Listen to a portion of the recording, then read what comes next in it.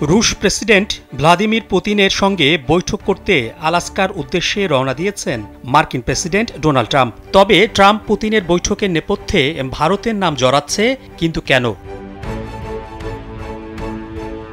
মার্কিন সংবাদ মাধ্যম ফক্স নিউজকে দেয়া এক সাক্ষাৎকারে ট্রাম্প বলেছেন, ভারতের ওপর অতিরিক্ত শুল্ক আরোপের কারণে রাশিয়ার তেল কেনা থেকে দূরে রয়েছে নয়াদিল্লি।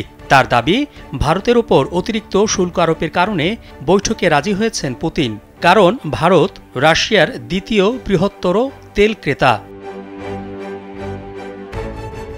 ট্রাম্প আরও বলেন, রাশিয়া থেকে জ্বালানি আমদানি করা দেশগুলোর মধ্যে চীন ও ভারত অন্যতম। এই দুই দেশ রাশিয়া থেকে বেশি তেল কেনে। যখন কেউ নিজের দ্বিতীয় বৃহত্তম তেল ক্রেতাকে হারাচ্ছে, তখন সবচেয়ে বড় ক্রেতাকেও হারানোর সম্ভাবনা থাকে। এজন্য বৈঠকে রাজি হয়েছেন পুতিন। প্রায় একই সুরে কথা বলেছেন মার্কিন অর্থমন্ত্রী স্কট বেসেন্টো। তিনি বলেন, ট্রাম্প ও পুতিনের মধ্যকার এই আলোচনা ব্যর্থ হলে ভারতের উপর আরও শুল্ক আরোপ করবে যুক্তরাষ্ট্র।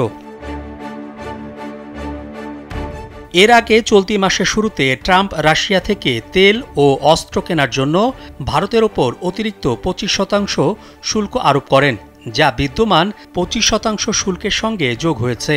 এতে করে ভারতের উপর যুক্তরাষ্ট্রের শুল্কের পরিমাণ দাঁড়ায় 50%। বেসেন্ট আরও বলেন, ইউরোপীয়দের উচিত এই নিষেধাজ্ঞায় যুক্তরাষ্ট্রের সঙ্গে যোগ দেয়া এবং সেকেন্ডারি শুল্ক আরোপে প্রস্তুত থাকা। ট্রাম্প ঘোষিত ভারতের ওপর নতুন 50% শুল্ক আগামী 27 আগস্ট কার্যকর হবে। বিশেষজ্ঞদের মতে এই শুল্ক ভার ভারতকে এশিয়ায় যুক্তরাষ্ট্রের সবচেয়ে বেশি করযুক্ত বাণিজ্য অংশীদারে পরিণত করবে। এই নিষেধাজ্ঞা যুক্তরাষ্ট্র ও ভারতের বাণিজ্যে কার্যত নিষেধাজ্ঞার সমান। এর ফলে ভারতের টেক্সটাইল ও গয়নাসহ রপ্তানিমুখী শিল্প বড় ধাক্কা খাবে এবং তাদের প্রবৃদ্ধি অর্ধ% নেমে আসতে পারে।